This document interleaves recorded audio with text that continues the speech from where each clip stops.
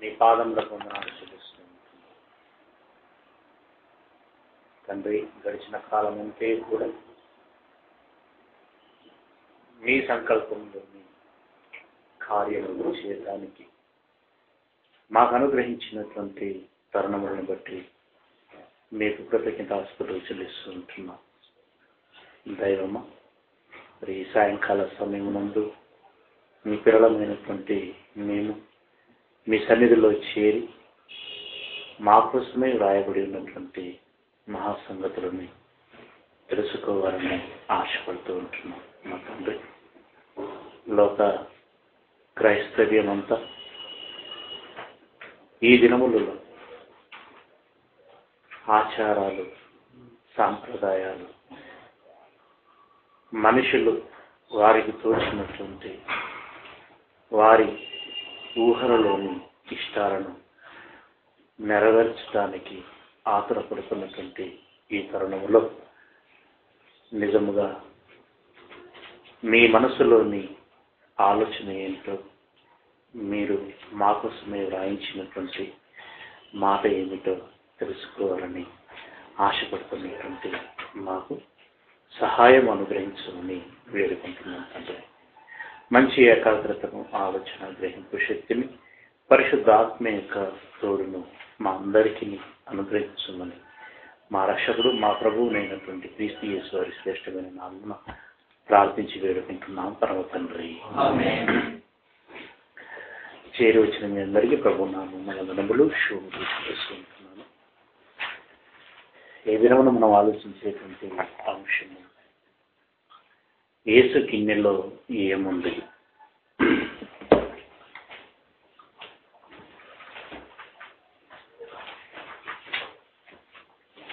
యేసు గిన్నెలో ఏముంది.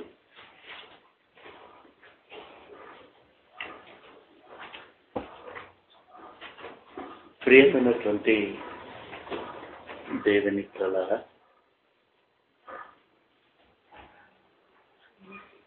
దేవుని మాటలలోని భావపు లోతులని ఈరోజు దేవుని ప్రజలైనటువంటి వారు తెలుసుకోలేకపోతున్నారు. ఆచారాలకి ఇచ్చినంత ప్రాధాన్యత దేవుని మాటలను వినటానికి ఇవ్వకపోవటం అనేది చాలా బాధాకరమైనటువంటి విషయం. ఇలాంటి గుడ్ ఫ్రైడే లాంటి సీజన్లు వచ్చాయి అంటే మనుషులకి వెంటనే జ్ఞాపకం వచ్చేది లెంట్ డేస్, అనగా ఉపవాసములో ఉండాలి, ప్రార్థించాలి, యేసు మన కోసం మరణించాడు కనుక మనమును రోధించాలి. గుడ్ ఫ్రైడే రోజు ఏడవాలి, మట్టల ఆదివారం రోజు మరి హోసన్నా చేయము అంటూ ఆ యొక్క ఈత మట్టలను పట్టుకొని తిరగాలి. ఈస్టర్ డే రోజు ఆయన పునరుత్థానము చెందాడు కదా అని చెప్పి మరలా ఉత్సాహ పండుగ చేసుకోవాలి. ఈ రకంగా డిసెంబర్ 25 వస్తే మరి క్రిస్మస్ చేసుకోవాలి.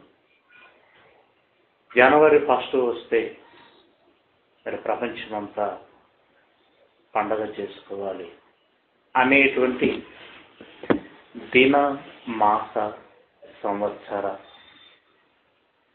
సంబంధమైనటువంటి సాంప్రదాయ, ఆచార, వ్యవహారిక కార్యక్రమాలకి ఇచ్చినంత శ్రద్ధ దేవుని మాటలలోని పరమార్థం ఏంటో తెలుసుకోవాలనేటువంటి ఆసక్తిని నేటి మనుషులు కనపరచలేకపోతున్నారు.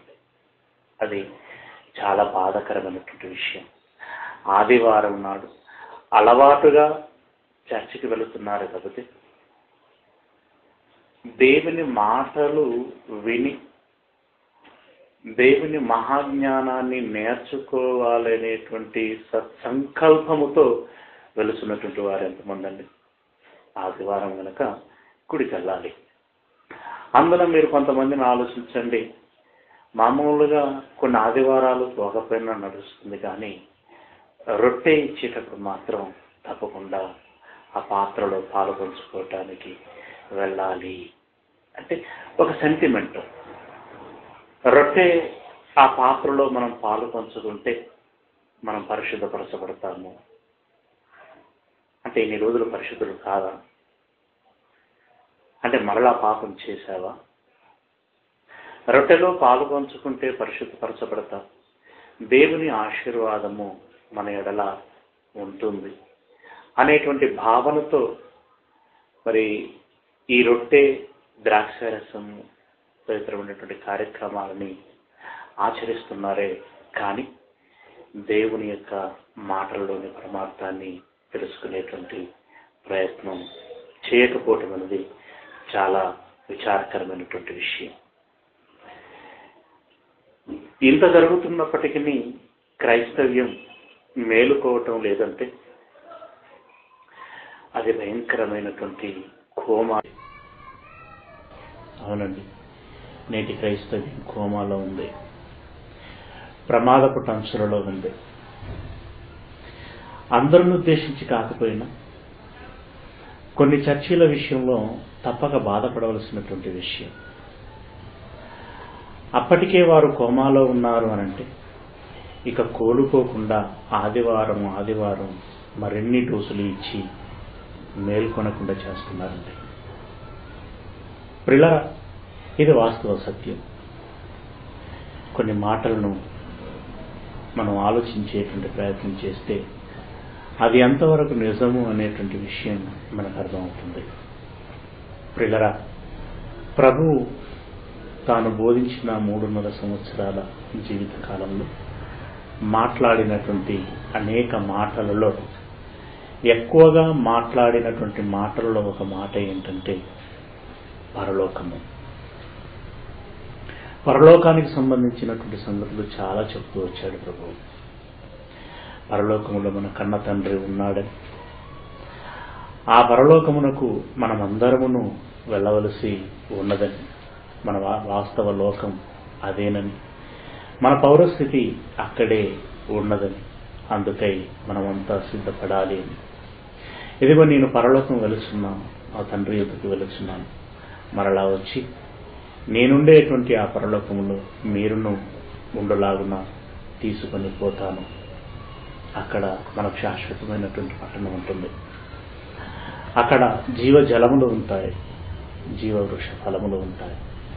ఆకలి ఉండదు, దాహం ఉండదు, సూర్యుని ఎండ దెబ్బ ఉండదు, నెమ్మది ఉంటుంది, సమాధానం ఉంటుంది, అన్నింటికంటే ముఖ్యంగా విశ్రాంతి ఉంటుంది అని పరలోకమును గురించి బహు ఎక్కువగా అతడు చెప్పటం మూలంగా అతను అనుసరిస్తున్నటువంటి శిష్యులలో సహజంగానే ఆసక్తి పుట్టిందండి. ఎలాంటి ఆసక్తి అంటే, పరలోకములో దేవుడు ఉన్నాడు కదా, అది గొప్ప లోకము కదా, ప్రభు చెబుతున్నటువంటి ఆ గొప్ప లోకానికి మేము కూడా ఎలాగైనా సరే వెళ్ళాలి. అవునండి, మామూలుగా మనం ఏ విషయాన్ని గురించి అయితే ఎక్కువగా మనం మాట్లాడుతుంటామో ఆ విషయం పట్ల సహజంగానే మనకు ఒక ఆసక్తి, కోరిక మొదలవుతూ ఉంటుంది. మరి చెప్పింది ప్రభు గనక, ప్రభు మాట మీద వారికి గురి ఎక్కువగా ఉంది గనక, ప్రభు మాట యందు వారు లక్ష్యం ఉంచుతున్నారు గనక, ఆ ప్రభువు చెప్పినటువంటి పరలోకమునందు వారికి ఆసక్తి బాగా పెరిగిపోయింది. పరలోకమునకు చేరాలి, పరలోకమునకు చేరాలి. పరలోకమునకు చేరుట మాత్రమే కాదు, ప్రభువుతో పాటు కూర్చోవాలి. అన్నాదమ్ములు యాకోబు, యోహానులు వారు ఆలోచించినటువంటి ఆలోచన ఏంటంటే, పరలోకమును మనం ఎక్కడ కూర్చోవాలి, మన స్థానం ఎక్కడ ఖాయం చేసుకోవాలి అంటే, యేసు ప్రభుల వారికి ఎడమవైపున ఒకరు కూర్చుందాం, కుడివైపున ఒకరు కూర్చుందామని వారిద్దరండి వారికి వారుగా ఆలోచన చేసుకున్నారు. ఆ మాట ప్రభువునకు చెప్పాలని ఉన్నా చెప్పడానికి వారికి ధైర్యం చాలలేదు. ప్రభుతో ఎలా చెప్పాలో వారికి తోయలేదు. అప్పుడు వారు మదర్ సెంటిమెంట్ని ఉపయోగించుకోవాలనుకున్నారు.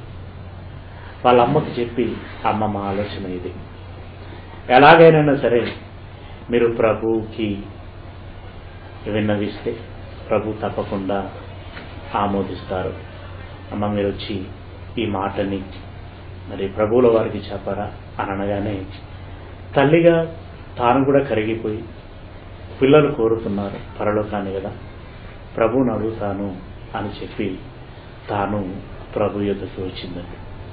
మదర్ సెంటిమెంట్తో పని జరుగుతుందని పిల్లలు ఆలోచించి అమ్మను పంపితే ఆ మదర్ సెంటిమెంట్కి యేసు ప్రభు వారండి మంచి ఆయింట్మెంట్ పూసి ఇంటికి పంపించాడు. మత్తయి సువార్త 20వ అధ్యాయము 20వ వచనంలో నుండి మనం చూసుకున్నట్లయితే, మత్తయి సువార్త 20వ అధ్యాయము 20వ వచనంలో, అప్పుడు జబదయి కుమారుల తల్లి తన కుమారులతో ఆయన యొద్దకు వచ్చి నమస్కారము చేసి ఒక మనవి చేయబోగా నీవేమి కోరుచున్నావని ఆయన అడిగెను. జబదయి కుమారుల తల్లండి యేసు ప్రభు వద్దకు వచ్చి నమస్కారం అండి అంది. మీరు ఒక విషయాన్ని గమనించాలి.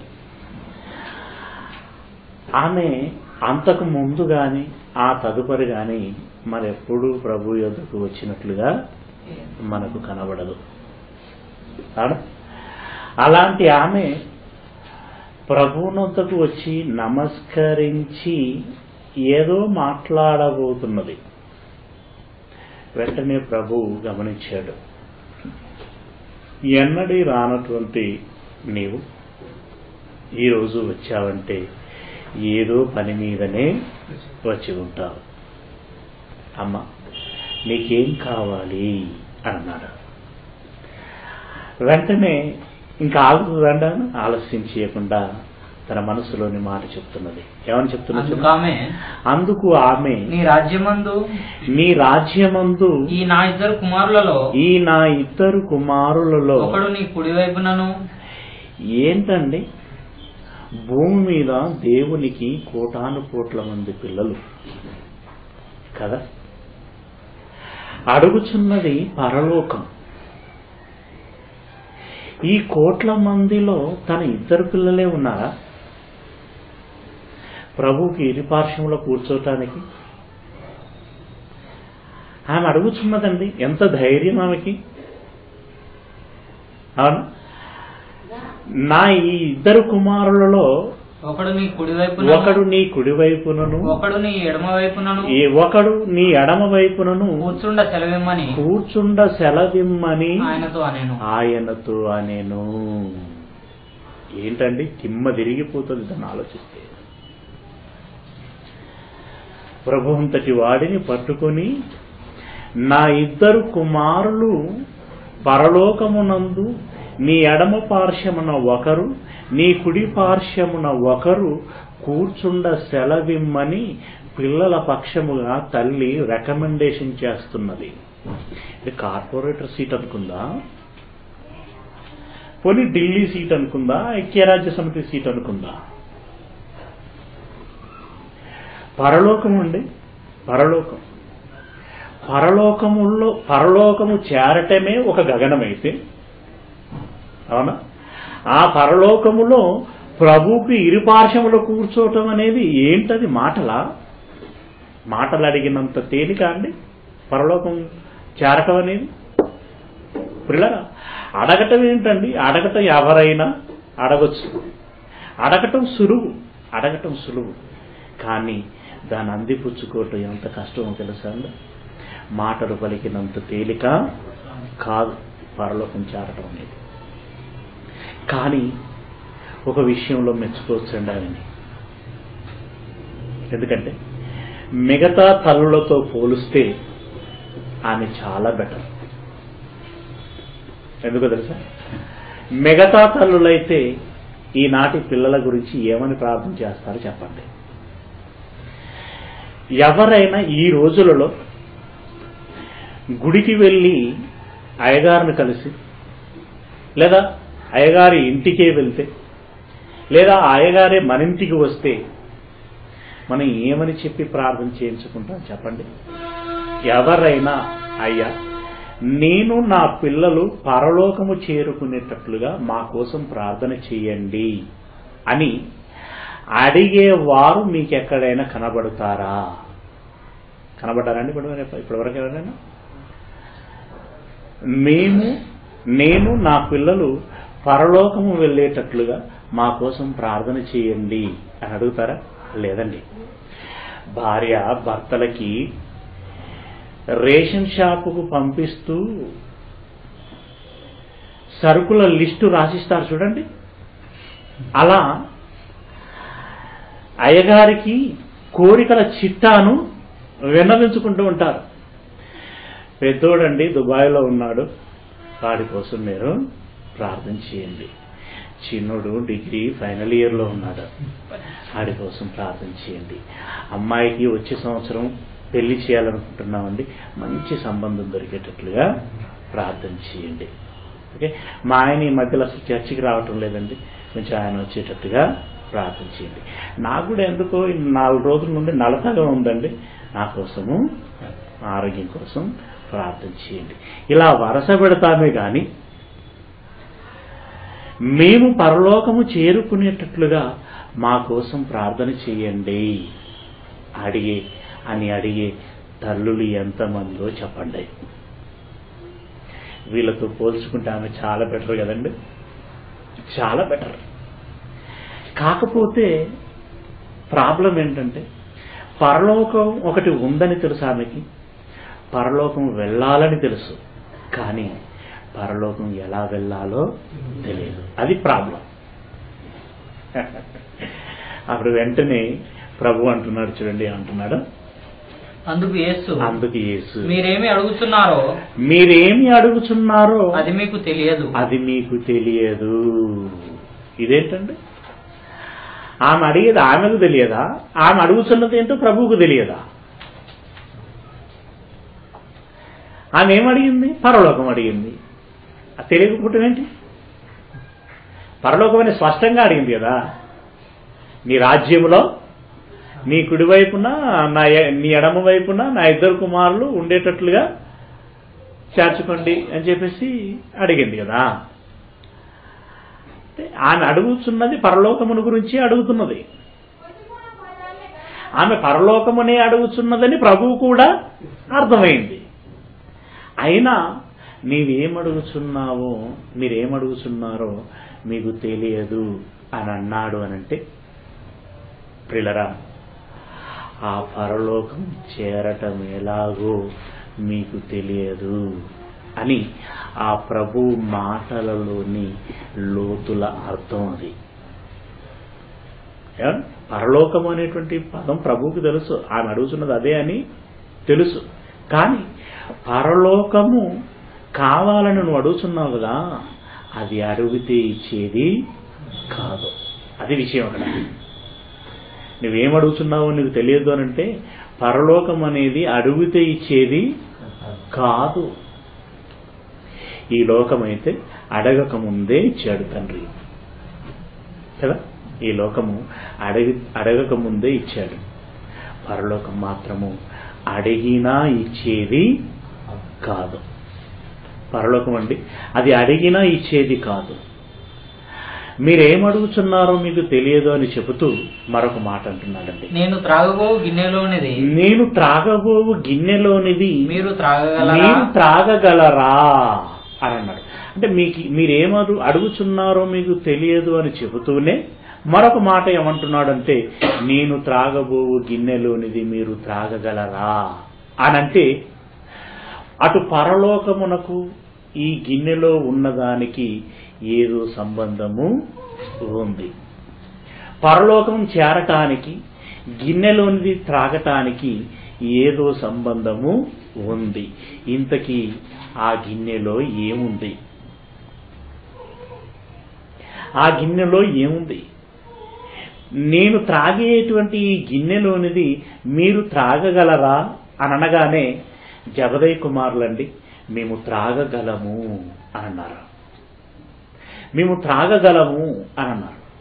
పిల్లరా, వారికి అర్థమై అన్నారా, అర్థం కాక అన్నారా, ఎంత తేలికగా అన్నారు అంటే, ప్రభువా అదేంటి మీరు త్రాగగా లేనిది మేము త్రాగలేమా అని అన్నారు. మీరు త్రాగగా లేనిది మేము త్రాగలేమా అంటే వారు ఏమనుకున్నారు అనంటే, అప్పటి వరకు పాత్రలో పోసుకుని త్రాగుతున్నది ఏంటంటే ద్రాక్షారసం. అప్పటి వరకు వారు ప్రతిదినము అలవాటుగా పాత్రలో పోసుకొని త్రాగుతున్నది ఏంటంటే ద్రాక్షారసం. వారు ద్రాక్షారసమే అనుకొని, ప్రభువా మీరు త్రాగగా లేనిది మేము త్రాగలేమా? మనం ఎన్నిసార్లు కలిసి తాగలేదు ప్రభువా? కపెర్నహూములో పెళ్లి విందులో తాగితిమి, అలా అలా ఫంక్షన్లో తాగితిమి, జక్కయ్య ఇంటికి పోయినప్పుడు తాగితిమి. తాగిన ప్రతిసారి ఒక గ్లాసు మేమే ఎక్కువ తాగుతున్నాం కదా ప్రభువా, అయినా మీరు త్రాగగలరా అని అడగటం ఏంటి ప్రభు? నేను తప్పక త్రాగుతాము అన్నారు. అంటే వారి గిన్నెలో ఏమున్నది అనుకున్నారు అని అంటే ద్రాక్షారసం ఉన్నది అని అనుకున్నారు. ద్రాక్షారసం ఉన్నది అని అనుకున్నారు. పిల్లరా, గిన్నెలో ద్రాక్షారసమే ఉందా?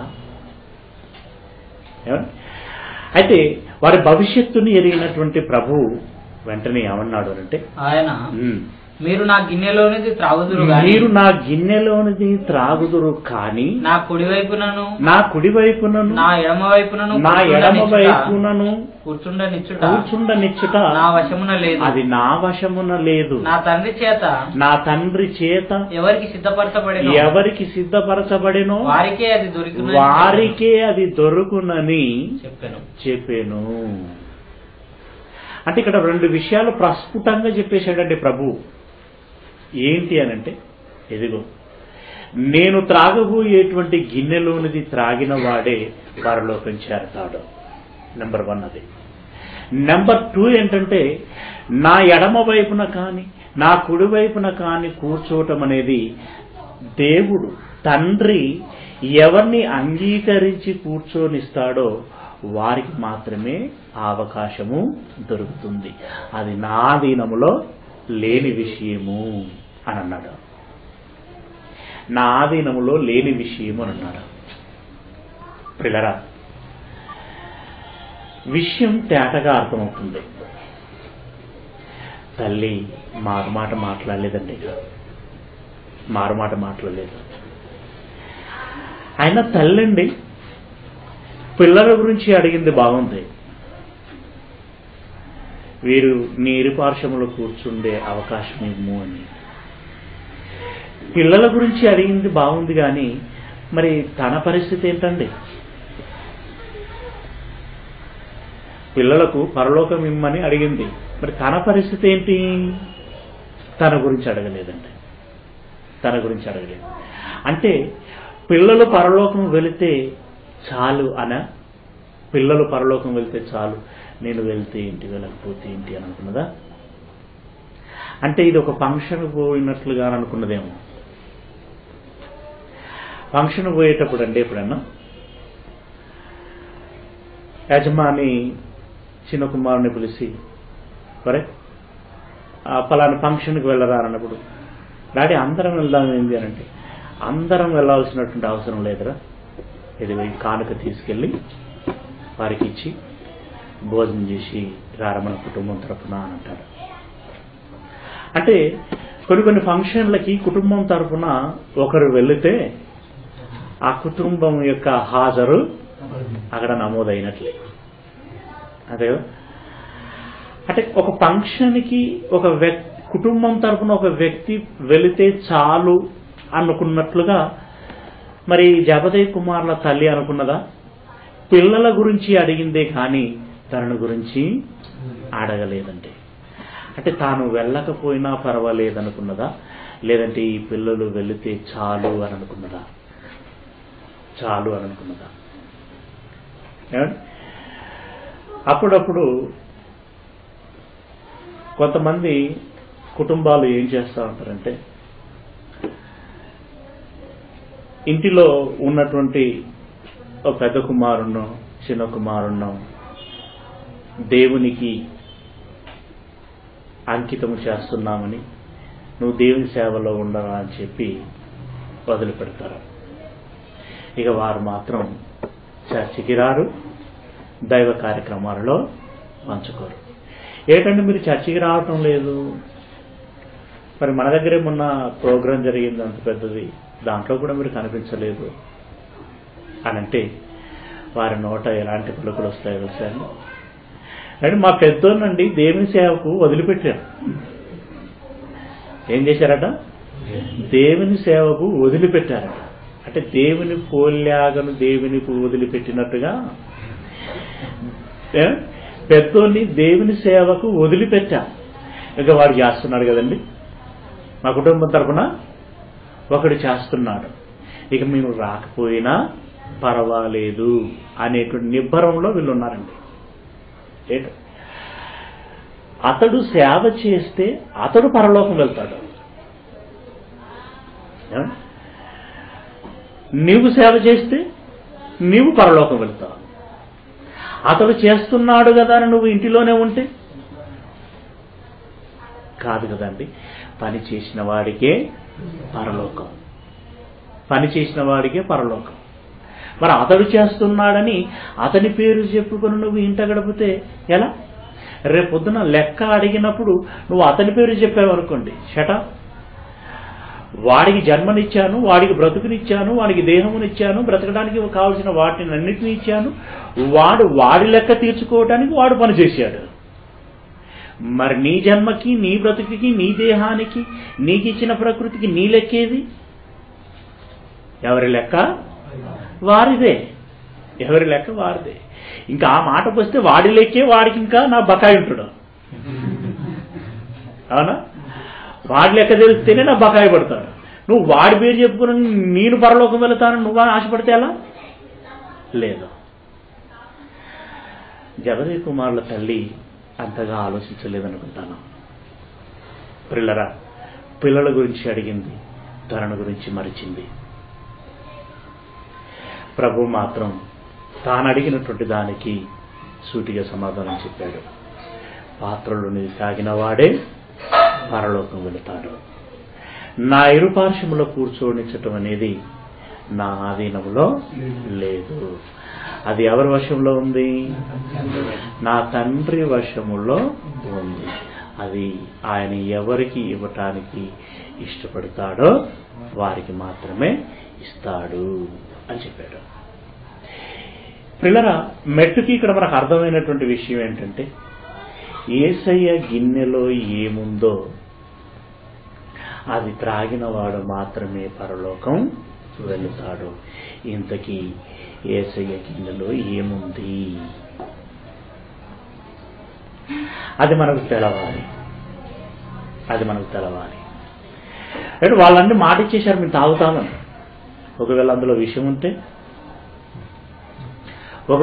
విషయం ఉంటేనండి పిల్లరా, వారు ద్రాక్షారసం అనుకున్నారు, తేలికగా మాట ఇచ్చేశారు. మరి మనమైనా తెలుసుకుందాం అందులో ఏముందో. ద్రాక్షారసం ఉందా, విషం ఉందా, మరేదైనా అమృతం ఉందా, ఏముందో తెలుసుకుందాం. తెలుసుకుని దేవునికి మాటిద్దాం. అవును, మరి మనకు పరలోకం కావాలి కదండి. పరలోకం కావాలంటే తప్పక తాగాలి, తాగవలసిన పరిస్థితి, తప్పక తాగాలి. ఆ తాగేదేదో తెలుసుకుని తాగుదామండి, తెలుసుకుని తాగు. ఏముంది గిన్నెలో? మత్తయి సువార్త 26వ అధ్యాయము 37వ వచనములో నుండి మనం చూసుకున్నట్లయితే, మత్తయి సువార్త 26వ అధ్యాయము 37వ వచనములో, పేతురును జబదయి ఇద్దరు కుమారులను వెంటబెట్టుకొని పోయి దుఃఖపడుటకును చింతాక్రాంతుడగుటకును మొదలుపెట్టెను. ఇది ఎప్పుడంటేనండి, ఇక తనను అరెస్ట్ చేసి సిలువ వేస్తారు అనగా ముందు దినమున ఒక చోటికి వెళ్ళి ప్రార్థన చేస్తూ తండ్రికి దుఃఖపడుతున్నాడట. అంటే ఏడుస్తున్నాడండి ఆయన, కన్నీరు గారుస్తున్నాడు, చింతాక్రాంతుడవుతున్నాడట. దేని గురించి చింత? అయ్యో నేను వెళితే నా కుటుంబం ఏమవుతుంది అనేటువంటి చింతన. దేని గురించి చింతిస్తున్నాడు అనుకుంటున్నారు బహుశా? ప్రియులారా, ఆయనను ఒక రోజు గడిస్తే సిలువ వేయబోతున్నారు. సిలువ మరణము అంటేనండి అది సామాన్యమైనటువంటి మరణము కాదు. ఏమంటే నిద్ర మాత్రలు వేసుకున్నట్టుగా కాదు అది. లేదంటే ఒక తుపాకీతో పేలిస్తే స్పాట్ ఒక నిమిషంలో ప్రాణం పోయినట్టుగా కాదది. అటు ప్రాణం నిలవకుండా అలాగని తొందరగా పోకుండా చేసేటువంటి ఒక నరకం లాంటి శిక్ష. సిలువ మరణము అంటే ఎలాగుంటుందో తనకు తెలుసు. తనను ఎలా సిలువ వేస్తారో తనకు తెలుసు గనక ఆ సిలువ మరణమును గురించి ముందే ఆలోచించి మదన పడుతున్నాడు ఆయన. సిలువలో మరణించేటప్పుడు ఆ మరణపు వేదన, ఆ బాధ నేను భరించటం ఎలా, నేను దానిని భరించటం ఎలా? భరించవలసిందేనా? దీనికి మరో పరిష్కారం ఏమైనా ఉందా? ఒకవేళ భరించటమే అంతిమ పరిష్కారం అయితే దానిని నేను భరించటము ఎలా? దానిని నేను ఎలా తట్టుకోగలను? దానిని నేను ఎలా అనుభవించగలను? అవునండి, మరణమును గురించి చింతాక్రాంతుడైపోతున్నాడు. చింతాక్రాంతుడవుడారంటే ఆ మరణాన్ని తలుచుకుంటూ దానిని ఊహించుకుంటూ ఏమండి ఆ ఆలోచనలలో తలమునకలైపోయి ఆ భయంకరమైనటువంటి ఆ బీభత్సమైనటువంటి ఆ యొక్క మరణపు దృశ్యాన్ని తాను ఇమిటేట్ చేసుకుంటూ ఆయన ఆలోచనలలో తలక్రిందులైపోతున్నాడు.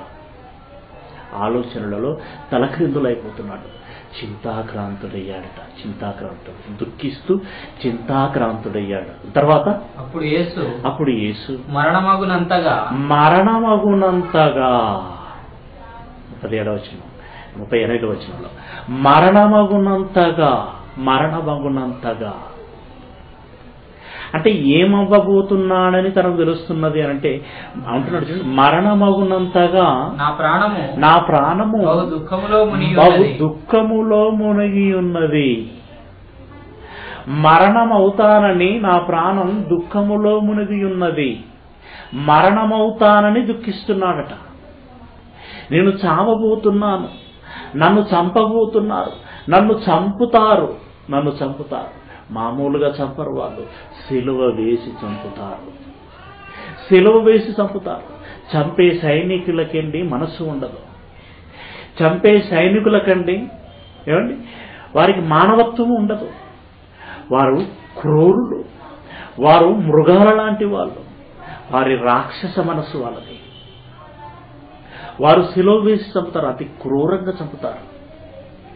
ఆ చావటం, ఆ క్రూరంగా చావటం అనేటువంటి దాన్ని తలుచుకుంటే నాకు దుఃఖం వస్తుంది అన్నమాట. ఆ చావటం అంటే నాకు దుఃఖం వస్తుంది అన్నాడు. ప్రియులారా, అంటే తాను దేని విషయమై దుఃఖపడుతున్నాడో, దేని విషయమై చింతాక్రాంతుడవుతున్నాడో ఇక్కడ మనకు తేటగా అర్థమవుతున్నది.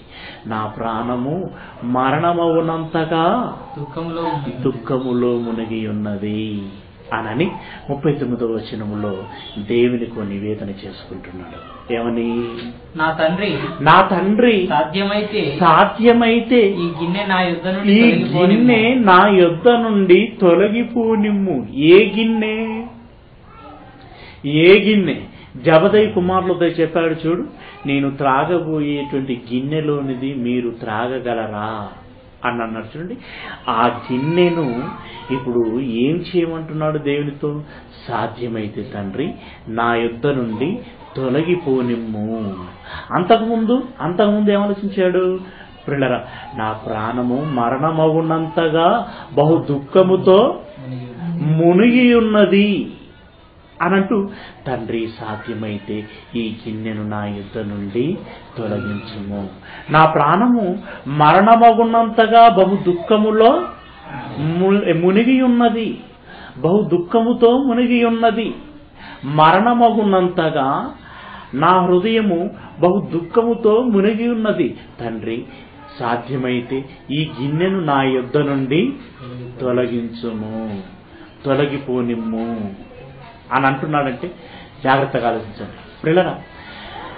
మరణమగునంతగా నా ప్రాణం బహు దుఃఖములో మునిగి ఉన్నదని చెబుతున్నటువంటి తాను సాధ్యమైతే ఈ గిన్నెను నా యొద్ద నుండి తొలగించుము అని అంటున్నాడంటే పాయింట్ అర్థమవుతుందండి మీకు? జాగ్రత్త, పాయింట్ని క్యాచ్ చేయాలి ఇక్కడ మీరు. పాయింట్ విషయాన్ని గ్రహించాలి.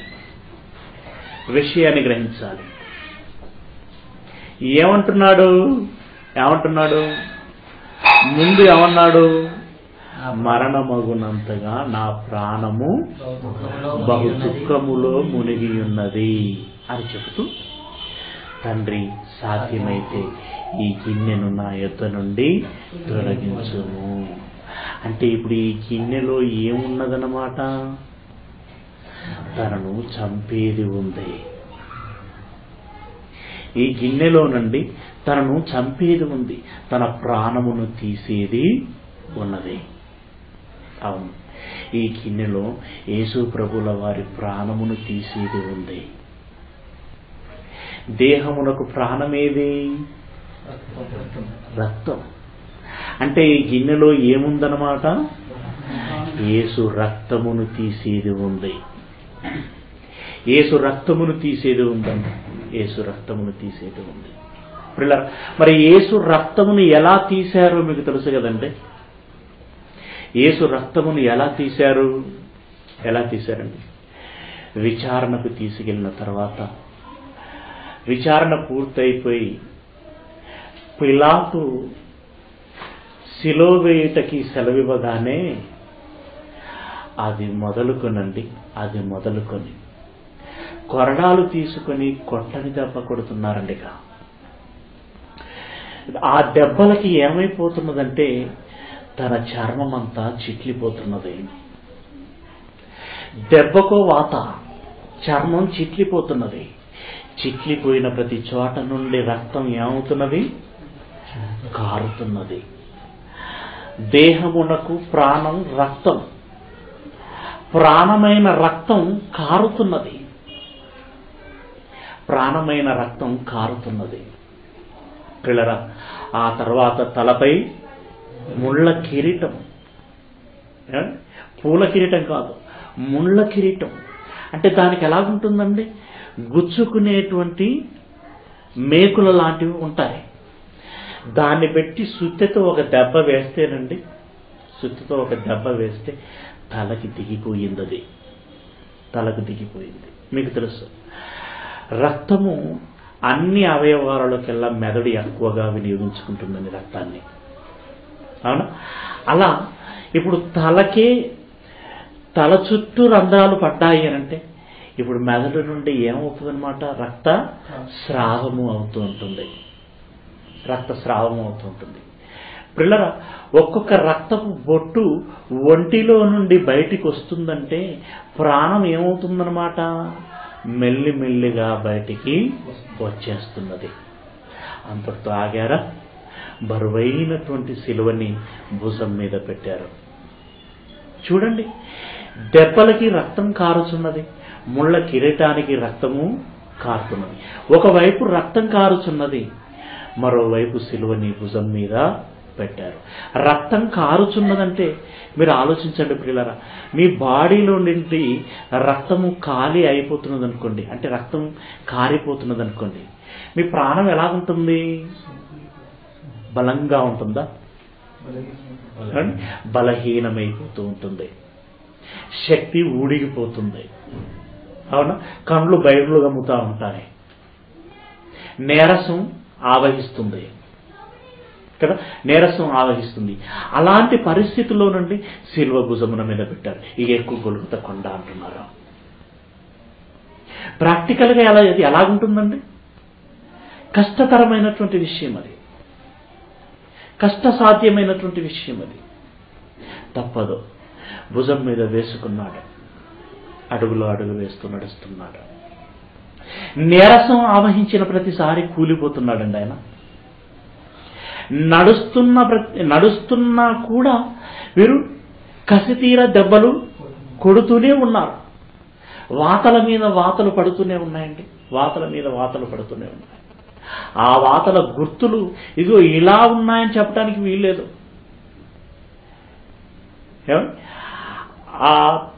ఆ కొట్టేటువంటి ఆ సాధనాలను తీసుకుని కొడుతుంటేనండి అటు పొడుగున పడుతున్నాయి, అడ్డమున పడుతున్నాయి, నిలువున పడుతున్నాయి వాతలండి, పడుతున్నాయండి, దెబ్బల మీద దెబ్బలు పడుతున్నాయి.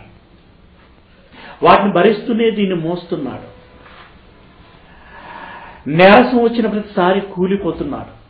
కూలిపోతే మరో 2 దెబ్బలు ఎక్కువే పడుతున్నాయి, కానీ దెబ్బలు మాత్రము కొరడా దెబ్బలు ఆగిపోవటం లేదండి, కొరడా దెబ్బలు ఆగిపోవటం లేదు. అలా గొలుగుతా కొండ మీదికి వెళ్ళేంత వరకు ఒళ్ళు ఏమైపోయిందో తెలుసా అండి? హూనమైపోయింది. ఒళ్ళునంతా చింతపండున చెతగొట్టినట్టుగా చెతగొట్టేశారండి, చెతగొట్టేశారు. దెబ్బలు మామూలు దెబ్బలు కాదండి, సైనికులు కొట్టిన దెబ్బలు, అవి కొరడా దెబ్బలు, కొరడా దెబ్బలు. ఒక్కొక్క దెబ్బ తాకుతుంటేనండి, ఏమంటే మన చింతపరిగి తీసుకుని పెట్టినట్టు కాదు అది. ఆ దెబ్బ మీద తాకిందంటే లోపల అవయవాలు అదరాలి. మీకు తెలుసా, అప్పుడప్పుడు ఎవరైనా దెబ్బలు తినొచ్చినప్పుడు, పోలీసులతో దెబ్బలు తినొచ్చినప్పుడు అండి, దెబ్బలు తినొచ్చిన 10-20 సంవత్సరాలకు అంటా ఉంటారు. ఏమని అంటా ఉంటారంటే, రక్తం చచ్చిన తర్వాత, అంటే రక్తం తక్కువ, ఒంట్లో రక్తం తక్కువ తర్వాత అప్పటి దెబ్బలకి పోట్లు లేస్తున్నాయండి అని అంటా ఉంటారు. అంటే అప్పటి దెబ్బలకి ఇప్పుడు పోట్లు లేవటం ఏంటి అంటే, అప్పటి దెబ్బలు మీదనేమో మనకేదో చర్మం తగిలినట్టుగా అనిపించింది కానీ, ఏదో వాత వచ్చినట్టుగా అనిపించింది కానీ, ఆ దెబ్బకి లోపటి అవయవాలు అదిరిపోయాయి, ఎముకలు పగిలిపోయాయి, మూలగా దాని స్థానమును కదిలిపోయింది. ఆ గుండె కానీ, ఆ లివర్ కానీ, లోపట ఉండేటువంటి మనం ఒక మాటలో కార్చాలు అంటూ ఉంటాం, అవన్నీ కూడా దెబ్బతినిపోయాయండి, దెబ్బతినిపోయాయి. ప్రభు కొట్టినటువంటి ఒక్కొక్క దెబ్బ లోపటి అవయవాలను కూడా అదరగొడుతున్నాయి. అలాంటి పరిస్థితుల్లో కొండ మీదకి తీసుకెళ్లారు. ఆ తర్వాతనండి మేకులండి, మేకులు కాళ్ళకి చేతులకు తొట్టి దేగొట్టారు. పిల్లరా, అలా దేగొట్టినప్పుడు ఒంటిలో ఉన్నటువంటి రక్తం అంతా బయటకు వచ్చేసింది.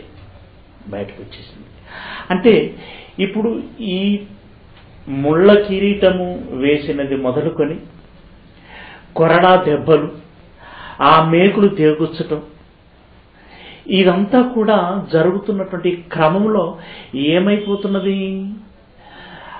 రక్తము అనేటువంటి ప్రాణము తోడేయబడుతున్నది, తీసేస్తున్నది. యేసు ప్రాణమును తీసేస్తున్నది. ఇప్పుడు ఈ గిన్నెలో ఏముంది? యేసు ప్రాణమును తీసేది ఉంది. అంటే ఏమున్నదో తెలుసా? అంటే ఇప్పుడు ఈ గిన్నెలో ఏముందంటే కొరడా దెబ్బలు ఉన్నాయి, పిడిగుత్తులు ఉన్నాయి, ముళ్ళ కిరీటము ఉంది, మేకులు ఉన్నాయి, సుత్తె ఉంది, బల్లెము ఉంది.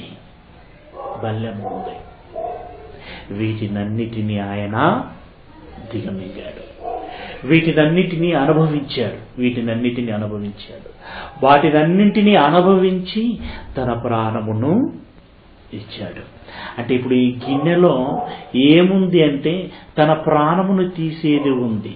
తన ప్రాణమును ఎలా తీశారు అంటే కొరడా దెబ్బలు కొట్టి, ముళ్ళ కిరీటము వేసి, సిలువ వేసి, బల్లెపు పోటు పొడిసి తన ప్రాణాన్ని తీశారు. అంటే ఇప్పుడు యేసు గిన్నెలో ఏముంది? యేసు గిన్నెలో ఏముందండి? ఆయన శ్రమ పడటం ఉంది, ఆయన బాధపడటము ఉంది, ఆయన దుఃఖించటం ఉంది, రోధించటం ఉంది, చివరికి తన రక్తాన్ని చిందించటము ఉంది, తన ప్రాణాన్ని విడవటము ఉంది. యేసు గిన్నెలో తన ప్రాణమును విడవటం ఉందండి. యేసు గిన్నెలో శ్రమ ఉంది, శ్రమ ఉంది. పిల్లరా, ఇప్పుడు ఆ గిన్నెలోనిది మీరు త్రాగలరా? వారండి తేలికగా చెప్పేశారు. ఏమని? ప్రభువా, మీరు తాగలేనిది మేము తాగలేమా అన్నారు. తీరా ప్రభు తాగే సమయం వచ్చేసరికి వాళ్ళు ఎక్కడున్నారు? జబదయి కుమారులు ఎక్కడున్నారు? యేసు ప్రభు ఇప్పుడు గిన్నెలో ఏముందో తెలుసుకున్నాం కదా, ఆ గిన్నెలోనిది త్రాగే సమయం వచ్చేసరికి వాళ్ళు ఎక్కడున్నారు? ప్రభు పాత్రపు తాగుతామని అన్నారా? పారిపోయారు కదండి, పారిపోయారు. అంటే వారు ఏమనుకున్నారనేది ఇప్పుడు ఇప్పటికైనా అర్థమవుతుందా? గిన్నెలో ఏమున్నదని అనుకుని ఉండాలి. ఇలాంటి ప్రాణమును తీసేది ఉన్నదని వాళ్ళు అనుకున్నారా? లేదు. ఏదో ద్రాక్షరసం రోజు తాగేదే కదా, ఈ రోజు తాగటం పెద్ద విషయమా అని అనుకున్నారు, పెద్ద విషయం అని అనుకున్నారు. తాగుతాం ప్రభు అన్నారు. కానీ తీర ప్రభు తాగే సమయానికి వారు పారిపోయారు, లేకుండా పోయారండి, లేకుండా పోయారు. పిల్లరా, యేసు ప్రభుల వారు తన ప్రాణాన్ని ఎలా ప్రాణంగా పెట్టారో ఆ విషయము భవిష్యత్తు తరాలలో ఉన్నటువంటి దేవుని పిల్లలు వారి పాపములు కడిగి వేసుకోవటానికి నా రక్తమును వారు ఉపయోగించుకోవాలి కదా, నా రక్తమును వారు ఉపయోగించుకోవాలి కదా. అయితే నా రక్తము ఎందుకు ఎలా ఇవ్వబడిందో వారికి తెలియాలి. నా రక్తము ఎందుకు ఎలా ఇవ్వబడిందో వారికి తెలియాలి. దాని విలువ ఏంటో వారికి తెలియాలి. వారికి తెలియాలి అనంటే, వారికి తెలియాలంటే ఇదిగో నేను ఒక కార్యము వారి ముందు పెడతాను. ఆ కార్యము చేయుట ద్వారా నేను నా ప్రాణాన్ని ఎలా పెట్టాను అనేటువంటి విషయము వారికి తెలియాలి అని చెప్పి ఏం చెబుతున్నాడు అంటే, ప్రియులారా, వారు ప్రతి దినము ఈరోజు మనకు ఆకలి వేస్తే అన్నమును తీసుకోవటం మనకెంత సహజమో, ఆ రోజు వారికి ఆకలి వేస్తేనండి, మనం ఈరోజు ఆకలి వేస్తే అన్నము, సలాడ్లు అవన్నీ తీసుకుంటూ ఉంటాం. అలాగే ఆ దినంలో వారికి ఆకలి వేస్తే రొట్టె ద్రాక్షారసాన్ని తీసుకోవటం అంతే సహజం, రొట్టె ద్రాక్షారసాన్ని తీసుకోవటం అంతే సహజం.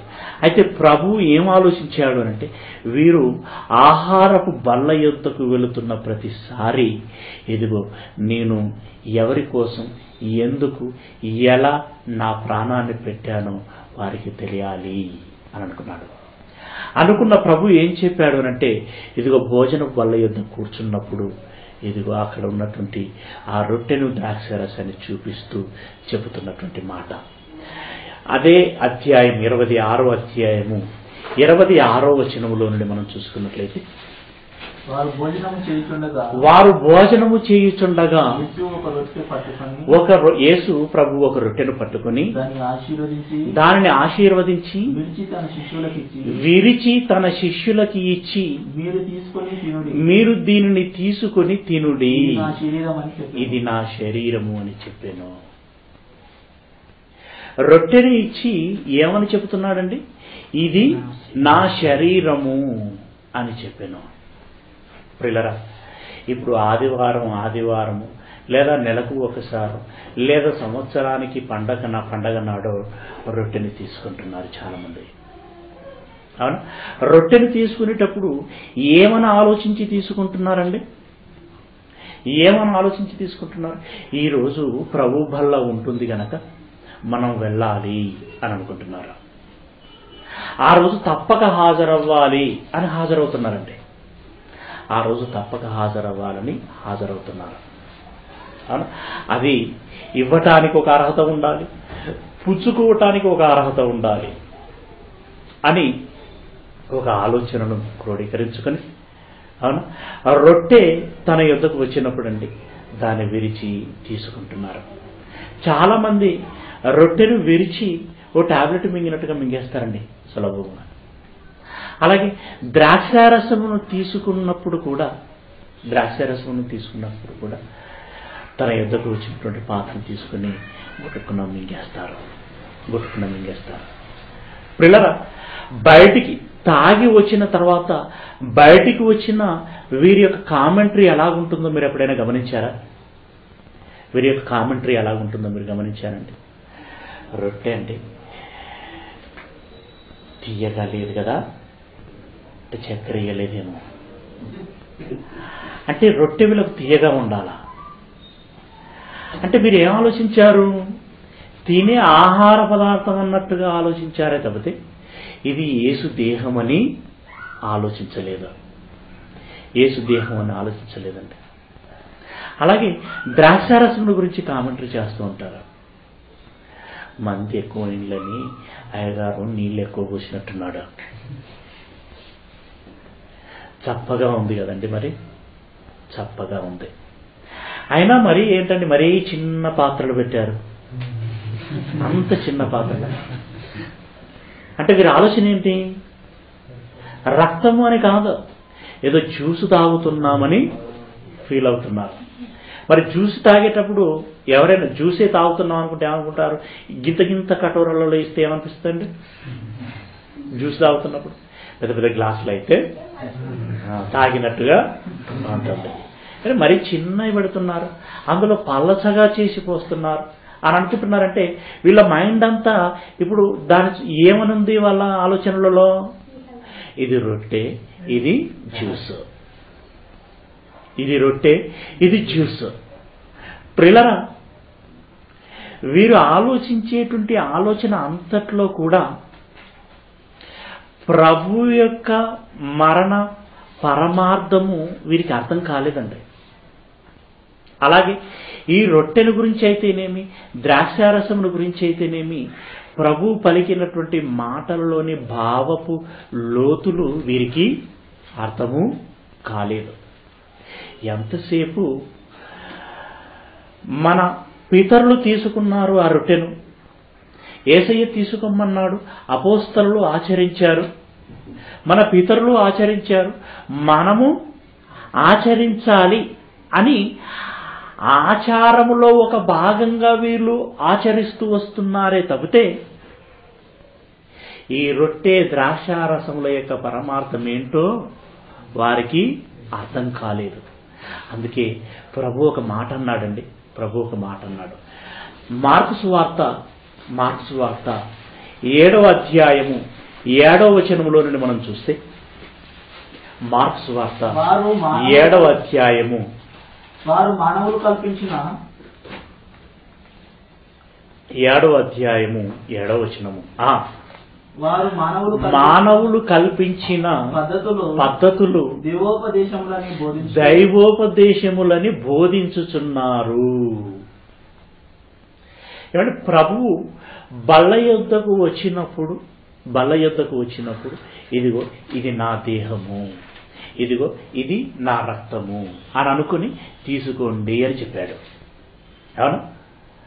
కానీ ఈరోజు ఆలోచించండి, కొందరు వారం తీసుకోవాలి అంటారు, కొందరు నెలకొకసారి తీసుకున్నా చాలండి పర్వాలేదు అని అంటారు. ఇంకొందరు ఆయన మరణించి తిరిగి లేచిన ఆ ఈస్టర్ డే రోజు ఒకరోజు తీసుకుంటే, సంవత్సరానికి ఒకరోజు తీసుకుంటే చాలు అని అంటారు. అంటే వారం నాడు ఆచరించాలా, నెలకొకసారి ఆచరించాలా, లేదా సంవత్సరమునకు ఒకసారి ఆచరించాలా, లేదా జ్ఞాపకం వచ్చిన మనకు తీసుకోవాలని అనిపించిన ఆ సమయమున ఆచరించాలా? ఎలా తీసుకోవాలి? ఎప్పుడు తీసుకోవాలి? పిల్లరా, ఒక అయ్యగారు చెప్తారు వారం తీసుకుంటే చాలు అని, ఒక అయ్యగారు చెబుతారు నెలకొకసారి తీసుకున్నా చాలు అని, మరొక అయ్యగారు చెప్తారు సంవత్సరానికి ఒకసారి తీసుకున్నా చాలు అని. అలా ఆచరించబడుతున్నటువంటి సంఘాలను మీరు చూస్తున్నారు. నిజమేనా? నేనే అంటున్నాను. ఇలాంటివి జరుగుతున్నవి. అంటే ఇలాంటివి జరుగుతున్నవనంటే ఇప్పుడు తీసుకునేటువంటి విశ్వాసులు ఏ కాన్ఫిడెన్స్తో తీసుకుంటున్నారు? అయ్యగారు చెప్పాడు గనక తీసుకుంటున్నాం. అయ్యగారు ఏమంటే నెలకు ఒకసారి తీసుకున్నా పర్వాలేదు అని అంటున్నాడు కనుక తీసుకుంటున్నాం, లేదా సంవత్సరానికి ఒకసారి తీసుకున్నా పర్వాలేదు అని అంటున్నాడు కనుక తీసుకుంటున్నాం. అంటే వీళ్ళు ఎవరి మీద డిపెండ్ అయ్యారు? Depending on pastor. అంటే బైబిల్లో ఏమున్నదో ఆలోచించటం పక్కకు పెట్టారు, అయ్యగారు ఏం చెప్పాడో అదే ఆచరించటం ప్రారంభించాడు. అవునండి, సంస్థ వ్యవస్థాపకుడు అంటూ ఒకరుంటారు. అవును, ఆ సంస్థ వ్యవస్థాపకుడు ఏ నియమ నిబంధన నియమావళిని ఏర్పాటు చేసిపోతాడో ఇక దానిని కొనసాగించడం వీరు ప్రారంభిస్తూ ఉంటారు, దీన్ని కొనసాగిస్తూ ఉంటారు. మరి కొనసాగిస్తున్నటువంటి వీరు మనం ఏదైతే చేస్తున్నామో ఏదైతే ఆచరిస్తున్నామో అది బైబిల్లో ఉందా? మరి ఇలాగనే చేయమని ఉందా? ఇలాగనే నడుచుకోమని ఉందా అని బైబిల్ని తెరిచి చూడరండి. బైబిల్ని తెరిచి చూడరు. ఇప్పుడు నేను అనేది అదే బాధ ఏంటంటే, ఆచారానికి ఇచ్చినంత ప్రయారిటీ దేవుని యొక్క వాక్యమును వినటానికి ఎవరు దాని మీద ఉంచినంత శ్రద్ధ దేవుని మాటలు వినటానికి చూపించరండి. దేవుని మాటలలోని భావపు లోతులని గ్రహించేటువంటి ప్రయత్నం చేయరు. ఏదో ఈ వారం రొట్టె ఇస్తున్నారు, అయ్యగారు రొట్టె ఇస్తున్నారు, మనం వెళ్ళాలి, ఆ రొట్టెను ద్రాక్షరసాన్ని తీసుకొని రావాలి, అంతే. అంతవరకే పరిమితమైపోయారే తప్పితే ఆ విషయపు లోతులలోనికి వారు వెళ్ళలేదండి. అందుకే అక్కడ ఏమంటున్నారంటే, మనుషులు కల్పించినటువంటి పద్ధతులను దేవోపదేశములని బోధించుచు నన్ను వ్యర్థముగా ఆరాధించుచున్నారు. అంటే మనుషులు బోధించినవి దైవోపదేశములని ఈనాడు ఎక్కడ చలామణి అవుతున్నవి అని అంటున్నాడు? అన్యుల మధ్య చలామణి అవుతావా, క్రైస్తవుల మధ్య చలామణి అవుతావా? ఇవి క్రైస్తవుల మధ్యనే అని అంటున్నాడంటే ఇప్పుడు మన సంఘాన్ని గురించి అంటున్నాడని ఎందుకు అనుకోకూడదు? మనం ఎవరి సంఘాన్ని గురించో మనం ఆలోచించే ముందు మన సంఘాన్ని గురించి మనం ఎందుకు ఆలోచించుకోకూడదు? ఇది విమర్శించుకోవటం అనుకోకూడదు, మనల్ని మనం సరిచూసుకోవటం అని అనుకోవాలి, సరి చేసుకోవటం అని అనుకోవాలి, అంతేనా? మనుషులు కల్పించినటువంటి పద్ధతులు దైవోపదేశములను బోధించుచు నన్ను వ్యర్థముగా ఆరాధించుదురు. అంటే ప్రభు మాటలలోని భావపు లోతులు అర్థం చేసుకొనకుండా రొట్టె ద్రాక్షారసములు తీసుకొని మేము దేవుణ్ణి ఆరాధించామని అనుకునేటువంటి వారి యొక్క ఆరాధన వ్యర్థపుట ఆరాధన అని అంటున్నాడు. ఆరాధనలు చేశారండి, కానీ ఆ ఆరాధనలన్నీ వ్యర్థమైపోయేటువంటి ఆరాధనలే అని అంటున్నాడు. ఇంకా కిందికెళ్ళండి. మీరు దేవుని ఆజ్ఞను విడిచిపెట్టి 8వ వచనం నుండి, మీరు దేవుని ఆజ్ఞను విడిచిపెట్టి మనుషుల పారంపర్యాచారం సంస్థ ఎస్టాబ్లిష్ అయినప్పుడే దేవుని ఆజ్ఞ పక్కకు పోయిందండి. సంస్థ ఎస్టాబ్లిష్ అయినప్పుడే దేవుని ఆజ్ఞ పక్కకు పోయింది. ఎందుకు అనంటే ప్రియులారా, మీరు జాగ్రత్తగా ఆలోచించండి. ఆనాటి మొదటి శతాబ్దంలో మాది పౌలు సంఘము, మాది పేతురు సంఘము, మాది అపోల్లో సంఘము అని అన్నప్పుడు పౌలు ఏమన్నాడు? రైట్, మంచి పని చేస్తున్నారు, మీకు బోధించిన బోధకుని పేరు వచ్చేటట్లుగా ఆ బోధకుని పేరు మీద ఒక సంస్థను ప్రారంభిస్తున్నారు, క్యారీ అని అన్నాడా? ఏంటి మీరు? పౌలు ఎవడు, పేతురు ఎవడు? వారి నామమున మీరు సంఘాన్ని ప్రారంభించటానికి. యేసుక్రీస్తు ఏమైనా చీల్చబడ్డాడా? పౌలు ఏమైనా మీకోసం రక్తం పెట్టాడా? పేతురు ఏమైనా మీకోసం రక్తం పెట్టాడా? మీరు పేతురు నామన, కేఫా నామమున, పౌలు నామమున, అపోల్ల నామమున అని సంఘమును స్థాపించటం ఏంటి? ఆ పేరు చెప్పుకోవటం ఏంటి? ఈరోజు ప్రపంచంలోనండి బ్రహ్మం సంఘం అంట, సాధు సుందర్ సింగ్ సంఘం అంట, ఇంకా ఆ మధ్యలో కోమల్లో ఉండి పోయినటువంటి ఆయన పేరు భక్త్ సింగ్ సంఘం అంట, బ్రదరన్ సంఘం అంట. అవును పిల్లరా, ఈ రకంగా సంస్థలు ఎస్టాబ్లిష్ అయ్యాయంటే ఇప్పుడు ఏమైపోయింది? దేవుని ఆజ్ఞను విడిచిపెట్టి దేవుని ఆజ్ఞ విడిచిపెట్టి మనుషుల పారంపర్య ఆచారమును గైకొనుచున్నారు. అంటే బైబిల్లో ఏమున్నదో విడిచిపెట్టారు, దాన్ని మరిచిపోయారు, అసలు దాని జోలికే వెళ్ళటం లేదు మీరు. ఇదిగో మనుషులు పూర్వము నుండి ఏదైతే ఆచరిస్తున్నారో దాన్ని మీరు ఆచరిస్తున్నారు. ఆనాడు 3 శాఖలుగా విడిపోయినటువంటి సంఘం ఈనాడు 3000 శాఖలుగా విడిపోయింది. అవునండి, ఇన్ని డెనామినేషన్లు వచ్చాయి. గల కారణం ఏంటి? దేవుని మాటను విడిచారు, మనుషుల ఆచారమును ఆచరించారు. సహజంగానండి, నైతికంగా ఆలోచిస్తే దేవుని ఆజ్ఞకు మన ఆచారం అడ్డం వస్తుంది అని అనుకుంటే మనం ఏం చేయాలి? ఆచారాన్ని పక్కకు పెట్టాలి. అవునా?